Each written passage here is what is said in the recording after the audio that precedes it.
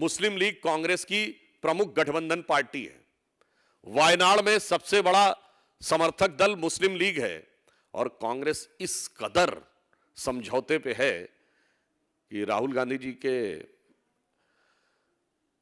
नामांकन के समय कांग्रेस के झंडे नहीं लगाए गए, इसलिए कि मुस्लिम लीग के भी झंडे लगाने पड़ेंगे, तो मुस्लिम लीग के लिए अपना झंडा भी हटाने का प्रयास किया।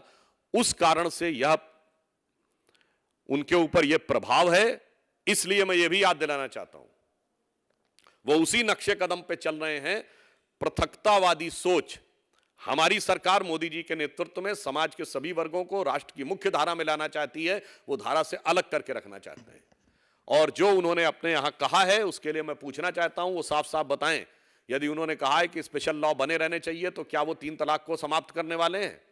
हमने जो 3 तलाक को समाप्त किया उसे वो पुनर्स्थापित करने वाले हैं? ये साफ साफ उन्हें जवाब देना चाहिए। और मैं दर्शकों के लिए और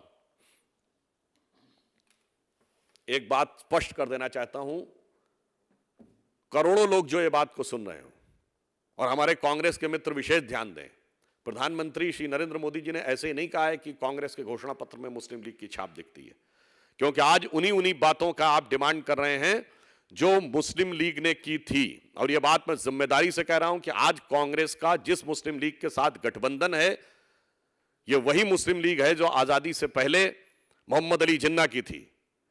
चूंकि इस मुस्लिम लीग के संस्थापक मोहम्मद इस्माइल आजादी से ठीक पहले मोहम्मद अली जिन्ना की मुस्लिम लीग के मद्रास प्रेसिडेंसी के चीफ थे। अगर जिन्ना को कायदे आजम कहा जाता था तो मोहम्मद इस्माइल को कायदे मिल्लत कहा जाता था।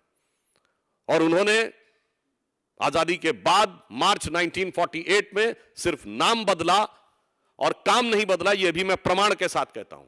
यही मोहम्मद इस्माइल और पीजे पोकर साहब बहादुर और मुस्लिम लीग के सदस्य संविधान सभा के सदस्य बने।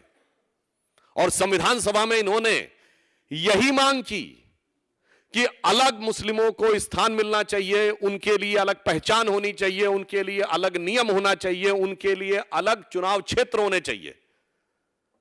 और मैं जिम्मेदारी से कह रहा हूं, संविधान सभा की डिबेट 28 अगस्त 1947 निकाल के देख लें, जब मुस्लिम लीग के एक सदस्य ने कहा कि हमारे लिए अलग स्थान, हमारी अलग पहचान और हमारे अलग चुनाव चिन्ह होने चाहिए, सरदार पटेल ने किस ढंग से उनको झिड़की लगाई है।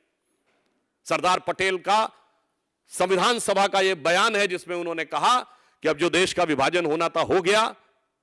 यद्यपि जो मद्रास प्रेसिडेंसी थी उसमें 28 की 28 सीटें मुस्लिम लीग जीती थी, जिन्ना की मुस्लिम लीग। उन्होंने कहा ऐसा नहीं, ज्यादातर लोगों ने पाकिस्तान का समर्थन किया था। सरदार पटेल जी का बयान है संविधान सभा में। मगर अब जो होना था हो गया। अब आप बड़े भाई छोटे भाई की बातें मत करिए, अब विश्वास दिलाइए देश को कि आप देश के साथ रहना चाहते हैं। अपनी अलग स्थान, अलग चुनाव क्षेत्र और अलग बातें करना बंद करिए, राष्ट्र की मुख्य धारा में आइए। तो मैं कांग्रेस से पूछना चाहता हूं, सरदार पटेल सही थे या राहुल गांधी सही है? कांग्रेस का घोषणा पत्र सही है या सरदार पटेल सही थे?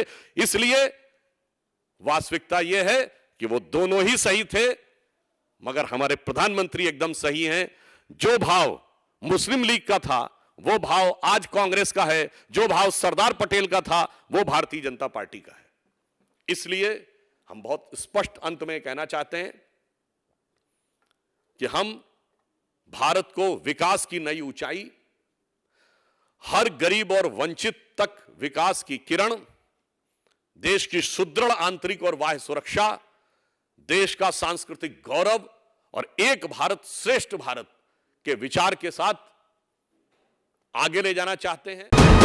वीके न्यूज, राष्ट्र के नाम।